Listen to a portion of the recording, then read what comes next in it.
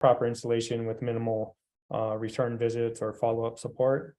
When the program changed, it affected kind of all aspects of the business. Not only was it the installation, it was the sales teams on how they were doing their economic analysis for these systems to properly predict the customer savings. So basically, we've seen such a drastic change on retail value of energy versus exported energy that now takes into consideration what the load profile is for the customer. If it was a business that the primary usage of their energy is during the day with air conditioning or manufacturing, you can still get a large portion of that PV system to offset at retail value because it's going to be consumed by the loads while it's being produced.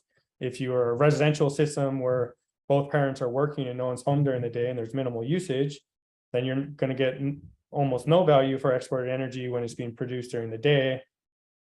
That energy, rather than exporting, would be storing it in a battery and then self-consumption of that battery in the night when they come home. So designing the size of the PV system and the size of the battery, not only on the economics, you're also on the system design. It becomes a lot more complicated.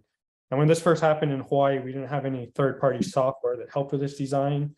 Each contractor was forced to do it in-house. And so adding that, as well as in the beginning of this transition to, we basically moved from batteries basically being backup power to batteries being utilized through self-consumption. That was a different integration method than it was available on the market at the time.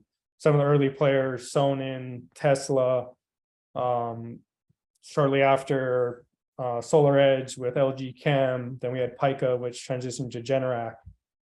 You just saw a large amount of follow-up support that was needed. A lot of firmware updates, some being able to be done remotely, some needing to be done on site. A lot of return RMAs for different products. So it required a lot more technical necessity of technical knowledge, both on the sales, installation, and follow-up, that a lot of the larger companies weren't able to provide.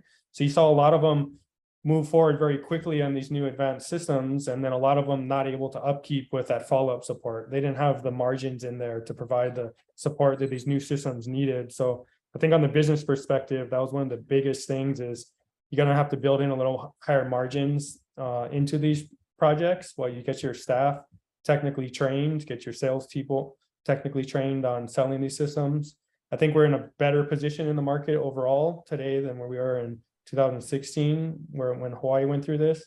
The products are getting more reliable. There is third-party software that models these systems accurately, and the products, yeah, like I said, are getting more reliable. Roland, can I ask you a question? So we know each other a little bit. I mean, working with you, that just being so qualified in this area, what do you think are 2 or 3 things that RES has done, either in system design and engineering, working with Mayfield, or in the field and installation, that has helped you mitigate risk and be successful?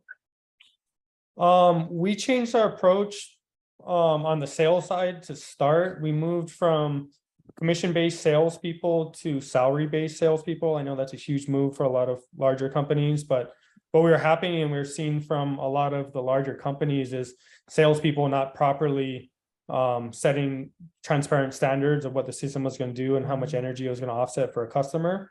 So we wanted to invest more heavily in their training up front on the technical aspect.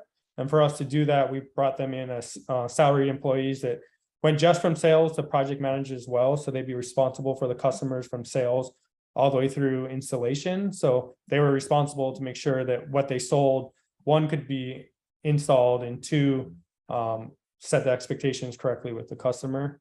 Beyond that, we have a full-time dedicated service department in our company.